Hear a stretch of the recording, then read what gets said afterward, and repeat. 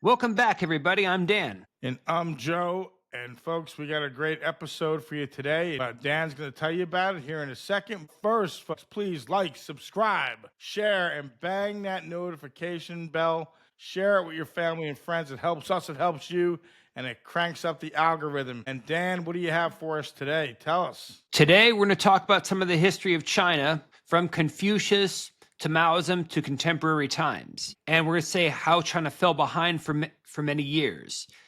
And also how it was once ahead of Europe by centuries. But anyway, I think we should start by mentioning how China invented gunpowder, the compass, paper, the rudder, sails, many, many, many, many more items and objects and philosophies. So, being that during the Dark Ages, even during the 15th century, China was still the 14th century, China was still centuries ahead of Europe. So the question is, how would they fall behind? And the answer lies in a few forces. A philosophy that shunned soldiers, which is Confucianism. It also froze progress, and a revolution that both saved and permanently scarred the nation. Now, when I talk about ideology that stagnated, I'm talking about the teachings of Confucianism. But anyway, we'll explore that in a bit. And so anyway, Joe, do you have any shocking facts? Well, Dan, to be honest with you, I do have some facts here, some shocking facts. Did you know the Ming Dynasty's exam system, Dan, was so rigid that scholars spent decades memorizing texts only to face a 90% failure rate? Yet this system lasted over 500 years. And folks, the source for that is Britannica. So what do you think of that, Dan? Well, that's it.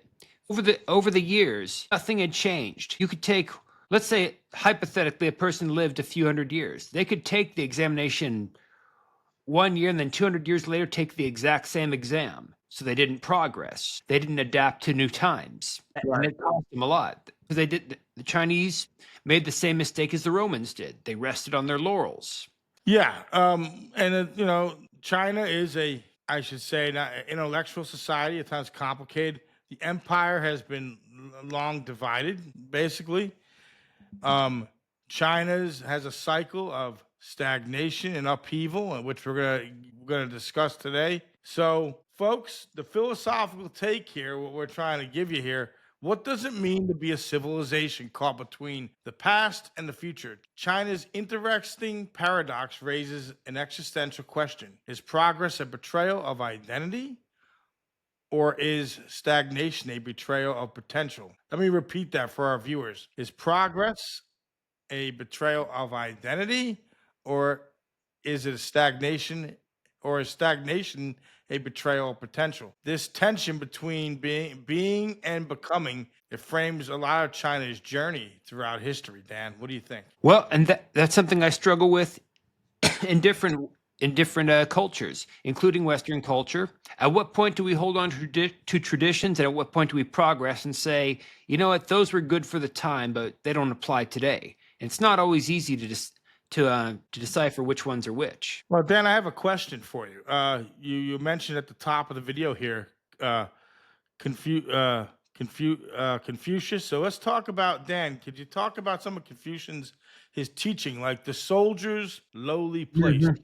Can you tell us about? Oh yeah. Okay. He believed that it was not noble of a man. Good men do not become soldiers, as he said. Good iron does not turn into nails. Well, I wonder what he thinks of sailors. I know. He thinks you're the sea army. He thought the same of you that he thought of them. Right. Well, and that's it. So and during the Song Dynasty, which was an advanced dynasty, mind you, a lot of military officers were illiterate peasants. But scholars held very elite status, including mandarins. So, Dan, for our viewers, though, who tell our viewers who was Confucius? Could you give a little background? He was an ancient philosopher, almost a religion. A lot of people read him as if he were a prophet of some kind. He was a wise philosopher for his time, and he was basically like Plato or Socrates. In fact, he was born about a century before Socrates. Now, do you believe Confucius, his aim was to restore social harmony via a strict hierarchy, Dan? That's what some scholars think. I think so, but I think he lacked a lot of foresight. I don't think he took security into an issue because he didn't take into account outside invaders. When he said noblemen don't become good boys don't become soldiers. Yeah, well, who's going to guard you? Who's going to guard you when outsiders want to take what's yours? And it's most unfortunate, but that's how the Mongols were able to conquer China for a while. And later on, European powers, as they rose, they were able to come and take just about the entire coast of China, subject them to what they call 100 years of humiliation. So, One famous intellectual quote is, "He who relies on military force alone will perish, but he who relies on virtue will thrive." oh, I wish that were true. Of course. Yeah, in another world. Yeah, in another world, and that's where I think he was out of touch. I think he didn't. I think Confucius didn't have the whole picture. So I mean, Dan, I go ahead, yeah. I don't want to cut you off. Go No, no, ahead. that's No. it. Go ahead, Joe. What is Confucius's? What about the cultural impact? Can you elaborate the question a little more? So, what do you think Confucius his cultural impact was? Some say, there's a quote: "Good boys do not become soldiers. Good iron is not used to make nails." So, during the Song Dynasty, military officers, many believe, scholars said they were often illiterate peasants, while scholars in this particular time period in China held elite status. So, Yeah, leading to a military so weak that China was eventually conquered in just 40 years at this time. I mean, some could argue the counterpoint of it was that both the Song dynasty and the Ming dynasty exaggerated his anti-military stance, and supposedly he wanted a well-prepared army, and culture skewed his intent. But those are people that are advocating for him. I would say. No, I think where do we balance? And I've always wondered that question myself. Where do we balance out harmony and peace with security? And it's not always easy. And the one thing about what I do respect about Confucius, there's no man or woman that is perfect, but he does make you think. He poses a moral dilemma. Does valuing peace over power enable a society or doom it to subjugation? His rejection of militarism reflects an ethical ideal. It sounds good on paper, harmony over conquest, but at what cost? A lot of things sound good on paper that don't translate to reality, Dan. You know what I'm saying? Oh yeah. And so in addition, is it more noble to lose virtuously than to win through force? Or does survival demand a compromise of principles? That's an interesting question. Yeah. And Dan, how about you? Why don't you tell us about the Ming Dynasty exams, the 200 years of stagnation? What can you tell us about? Well, like the Romans, the Chinese thought, hey, we know, we got it all. They're basically like know-it-all teenagers at that point.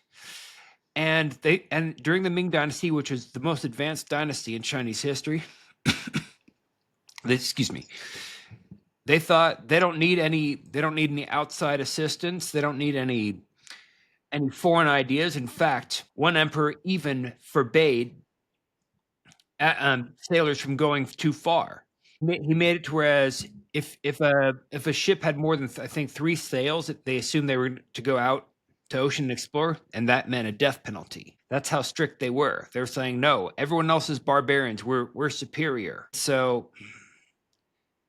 on top of that, the exams had not changed. I'm sorry, but Joe, some things that are true now were not true 200 years ago, and vice versa. Absolutely.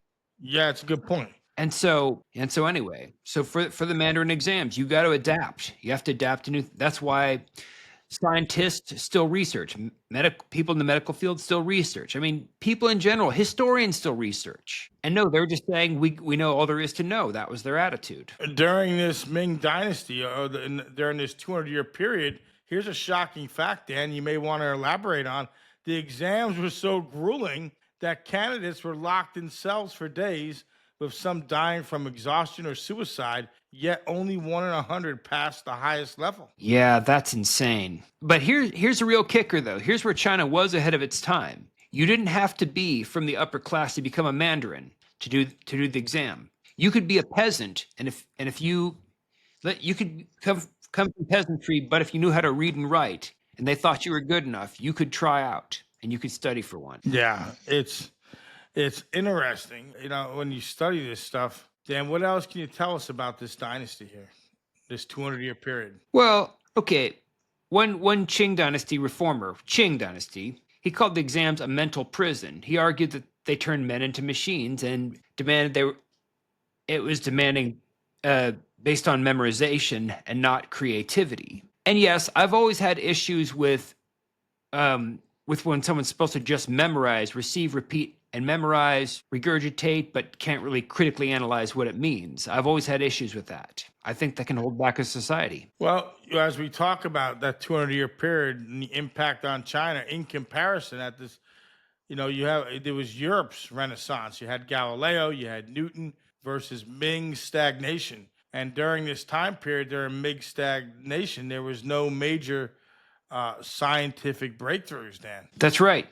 Because some speculate that the rigid system, discouraged science, technology, as well as new ideas, and it relied on just traditional thinking. In fact, yeah, it was nothing new, nothing to create. We know all there is to know. No, it's a very arrogant attitude to have. But that's why traditional thinkers often lose out because people have new ideas, but they can also prove with empiricism how the ideas might hold some. Well, some would say during this 200-year period, China was preserving tradition at the cost of progress, some scholars would say.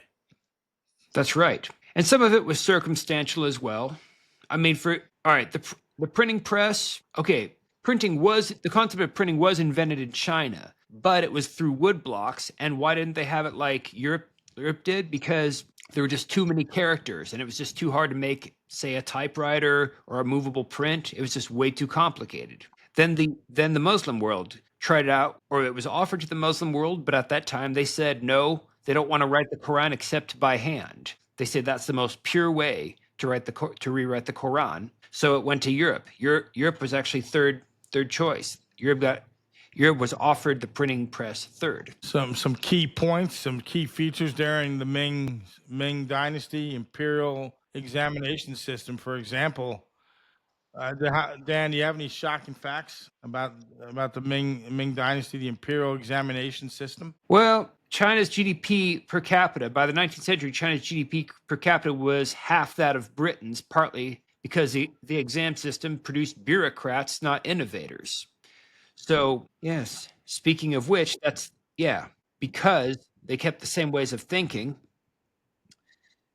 European powers, such as the British, were able to come and take full advantage of the weakened coastlines. Critics called this exam format during this 200-year period. Critics called it a literacy straitjacket. And even though they focused too much on ancient philosophy and not enough on math and science, and of course, this created a massive bureaucracy obsessed with the past. Yeah, and that's called backwards thinking. But here's a philosophical take. The Ming exams raise a profound question. Does knowledge serve truth or merely power? By chaining intellect to tradition, the system turned learning into a tool of control rather than liberation. Is true wisdom found in repetition of the past or in the courage to question it?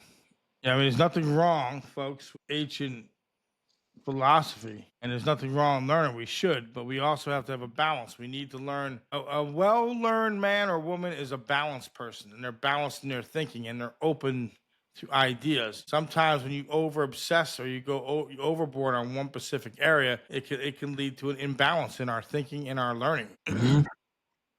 Well, Dan, what's next? What do you have next for us here as far as the next point? Well, the ways of the Ming Dynasty led to the Qing Dynasty, which were really Manchu people who ruled, and that was the last imperial dynasty of China. And okay, according to some notes on the Qing system, it peaked in scale with over 1 million candidates annually by the 19th century. But do you have any shocking facts, Joe, about that? Well, I do, and a couple of things here. Before we get, you talked about China's GDP per capita was half of that of Britain's. Yeah, that's right. Partly because the exam, like we said earlier in the video, when you produce too many bureaucrats that just It's one thing when you pontificate, but you also need a balance of innovators. This was according to the Economic History Review. So there's a shocking fact there. It also it led to among some scholars and some people there was a lot of frustration with Ming's legacy on that because it created imbalance. There was we talked about earlier. We can't emphasize enough over a 90% failure rate at the highest level. Some said decades were wasted because they focused too much on exams and and ancient philosophy and not enough again on other areas of learning. Europe surged ahead while China stagnated. And it was a bureaucracy, as we said earlier, obsessed with the past. So Ming's exam, Dan, raises a profound question. Does knowledge serve truth or merely power? That's right. That's right. Yeah. Not only did it not don't did China not advance scientifically, but also didn't industrialize, but Japan did. Japan had changed its tactics. It got out of isolation. And so Japan was starting to get ahead of China. I mean, no one would have thought that a few centuries before, but here it was. So what's the next point here, Dan, as we're going to talk here next as we move forward here? The legacy. Go ahead, Dan. What are you going to say? Oh, no, that's it. I was going to say, well, I was also going to mention that during the Qing dynasty, there were also a lot of rebellions. A lot of people were starting to question it. There was the Taiping Rebellion in the mid-19th century, but also there was the Boxer Rebellion, which was trying to get rid of Western powers, influencing. Didn't work, though. Yeah, in fact, when the Qing Navy lost out during the first Sino-Japanese War, the Navy was so outdated that Japan sank 8 out of 12 Chinese ships in one battle because of Confucian-educated leaders, which ignored naval strategy. Well, because even after Ming was gone, they continued with this rigid exam system. The system, it peaked by the 19th century with over 1 million candidates annually. But by 1900, China had only 20,000 modern graduates compared to Japan's 100,000, thanks to that rigid exam system that refused to modernize. And this quote is from the Journal of Asian Studies. Dan, what are the consequences of stagnation? Well, as I was mentioned earlier, no new ideas while other people are improving theirs. So a country like Japan is improving its military structure. It's industrializing. It's thriving. Has higher literacy rates now. And not only did Japan beat China in a war, but also beat Russia in a war. That's how you knew Japan was coming up. And Japan is nowhere near as big as either China or Russia. Chinese, when they were at the first Sino-Japanese War from 1894 to 1895, China's ways their naval strategy was so outdated. Yes. Sank 8 of 12 Chinese ships in just one battle, partly because Confucian-educated leaders ignored like you said a few minutes ago, ignored modern naval strategy. And let's talk about the reform and collapse. Well, the late Qing reforms, such as the abolition of Mandarin exams in 1905, came way too late to save the dynasty, or the imperial system for that matter. The intellectual quote, "The examination system is a poison that has sickened China for centuries." And let's see. This reflects desperation of late Qing reformers.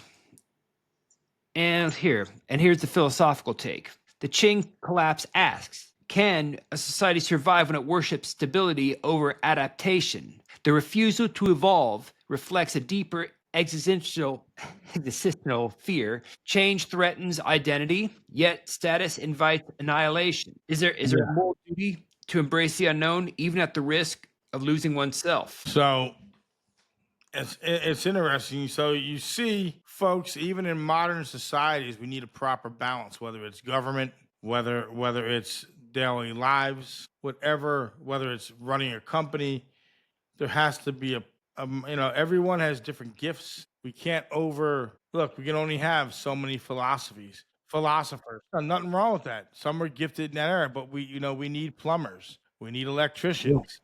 That's right.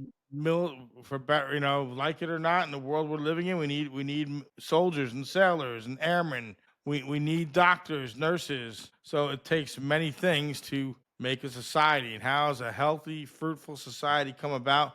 Through balanced thinking and having a balanced mind, and that Mhm. comes from just not overloading in just one area, but being well versed in many different subjects. And again, some people have there's many different talents. So what's next, Dan? Okay, well, after the dynasty collapsed, there was first the Republic of China. Dr. Sun Yat-sen, what he orchestrated the overthrow of the Chinese monarchy. And for some years, okay, 1911 to 1949, so about 38 years, it was the Republic. They were shifting governments all the time, shifting leaders, plenty of corruption, the whole thing. Yes, the Republic is doing what the Imperials were doing. Well, then came the Chinese Civil War, which was fragmented into two parts. In 1949, the Communists won the Civil War. Now, Joe, do you have any idea why so many Chinese would sympathize with Mao, with the Communists during? I think you should tell the viewers, because like I said, you're an expert in this area. Well, a lot of them. Okay, the previous leader of China, General Chiang Kai-shek, he didn't have much regard for peasants, and a lot of people that were fighting for his army said, "What are we fighting for? This guy, he has no regard for us." In fact, at one point, his own troops kidnapped him and brought him to Mao to negotiate. That was called the Xi'an Incident, 1936. But then they brought him back, and he knew that his troops weren't satisfied with him. But plus, Mao was also just a better strategist. He had way less manpower, way less resources, but he had different tactics. He engaged in guerrilla warfare. But also he won over a lot of the people because they were peasants and they felt neglected and completely ignored and they were starving. He was at least a beacon of hope. Well, they didn't know what was to follow some years later. Joe, have you heard of the Great Leap Forward? Yes, I have. I believe the Great Leap Forward was between 1958 and 62. The Cultural Revolution, and started breaking from Confucian's past. And Right. this happened from 1966 to 76. But Dan, you want to add to that? Well, yeah. I mean, the Great Leap Forward, okay, that was China's first attempt to industrialize. They wanted to catch up to the United States. Well, they had communal villages, collectivization, but tens of millions of people starved to death. We don't know the exact numbers to this very day. The guesses, the death toll, nobody really knows. Some people guess as low as 20 million, some guess a lot higher. And then in 1966, when the Cultural Revolution came, Mao wanted to get back his influence because he lost a lot of influence after the Great Leap Forward. So what did he do? He started turning people against their own families. He said, get rid of the old. I think there were four old. One of them was religion, tradition. But he would smash temples. Buddha images were smashed. Images of Confucius, they were smashed. Books were burned. People were publicly humiliated. Even people who were with Mao before, but he didn't feel did good enough or were dedicated enough, they were publicly humiliated and sometimes executed. Well, a couple of things. The Mao era from 1949 to 76. Here are some shocking facts. The GDP grew from 150 billion to 18 trillion in 40 years. That part is impressive. There was a cultural revolution where there were class warfare struggles. There's at times there were big periods of stability and economic growth. The Cultural Revolution, however, did kill some say between 1 and 2 million people. Yeah, well, the Cultural Revolution, I was thinking more like 20 million people, but a lot of those numbers have been hidden to this day. Again, I've heard 15 to 45. I've heard low, but a couple of different sources. Education, the universities by then were up to over 3,000 universities. So, Mao, in our philosophical take, Dan, forces us to confront a brutal question: does revolution justify destruction? Yeah, and that's what I wonder. I wonder that too. How else are you going to do it? But some revolutions turn really good, but a lot turn really bad. In most cases, revolutions, the people revolting and who win, they become exactly what they hated of their predecessors. Yeah. we go. It brings us to the context here. Why China lagged behind, even though they were making advancements in some areas, they were still lagging behind in other areas. Hmm. Uh, and in global, there was a big stagnation in global achievements. So there was a lot of pontificators and intellectual folks that can quote Confucius and other scholars. But if you look at China versus the West, while China stagnated under Confucian and Ming legacies, the West surged ahead via the Renaissance and science, and also both the scientific and industrial revolutions. Yeah, that's right. That's right. You know, and so now, and then after the death of Mao, one of the ways China made, one of the ways China changed for the better were its reforms by Mao's successor Deng Xiaoping. He was the equivalent of what's his name, Nikita Khrushchev, after the death of Stalin. Have you heard much about Deng Xiaoping? Yeah, some. I mean, I'm not an expert, but I have read a little bit on him, but probably not to the point you have. All right. Well, he has to negotiate. Okay, universities and schools and all, they teach that Mao was 30% good and 30%, I'm sorry, 70% good and 30% bad. I mean, that's the numbers those are fixed numbers, though, regardless. But Deng Xiaoping, he made a lot of reforms after the death of Mao. A market economy was introduced. He distanced China from radical Maoism. He distanced it from collectivization. And then he set up special economic zones, such as Shenzhen, which is near Hong Kong. In fact, Shenzhen was once a fishing village, but then it became a mega city of 12 million by 2020. And this all started by 18 farmers, which I'd like to do in another video, the 18 farmers of Anhui province. All right. Do you know any intellectual quotes of Deng Xiaoping, Joe? Well, um, I know the philosophical take behind it, but I'll give you, basically China. There was a universal question: does pride in one's culture blind us to others? Right. So the refusal to learn from the West or Japan reflected a deep.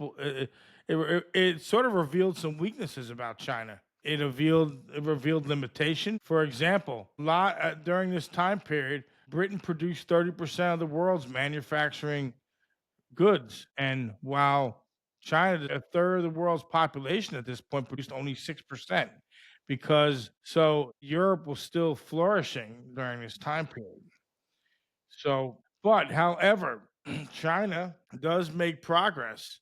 And with China and a modern China, they're still sort of struggling between balancing tradition and progress. Yeah, I think so too. I think, and it's not always easy to balance. This includes America. Some Americans like to be so traditional, but they have to, also get with the times. And people on the other end, yeah, they like to make changes, but they should know their roots. They should know where they came from as well. And it's not always easy. So, Let's talk about the Confucius revival then. well, current Chinese president Xi Jinping has revived Confucian values to promote harmony and legitimacy, despite Mao's rejection. And this is kind of interesting because I thought Xi Jinping was a fan of Mao, but He promotes a lot of Confucius institutes, and this is according to Foreign Affairs. Here's a shocking fact, Dan. China now has over 500 Confucian institutes worldwide and spending over $10 billion to promote its culture, more than the GDP of some countries. it's insane. That is purely insane. But all right. And I do think some of Confucius' philosophy should be taught the way Plato and Socrates are. All right. So then Xi has also removed term limits, a Maoist move. So actually, I don't want to get into criticizing China too much but there is an intellectual quote. China is a sleeping giant. Let her sleep, for when she wakes, she will shake the world, according to Napoleon Bonaparte. And today, China's blend of tradition and pragmatism fulfills this prophecy. Yes. China's ability to balance Confucian tradition and Maoist control and will reshape its global role economically. By 2030, many believe China is projected to have the world's largest economy, surpassing the US. That's a whole other video. I don't believe they will yet, but again, that has nothing to do with me being from America. I have reasons for that. But either way, China's a player, and this is a massive comeback from centuries of stagnation. And some of the people in the World Bank believe this is where this source is from. So, Dan, what do you think intellectually? What's the intellectual what intellectual or quote do we get from this? According to L.P. Hartley, the past is a foreign country. They do things differently there. Yet in China, the past is a living guide for the future. And obviously, when it comes to economics, that's a whole other subject, especially modern economics, modern China. But the philosophical take from this is modern China does challenge us. Can a society reconcile its contradictions, traditions, and moderative? How do I say it? Modernity? Modernity? Yes, control and freedom without losing its soul. So China is going to be interesting to watch in the future. Like it or not, they are a global player.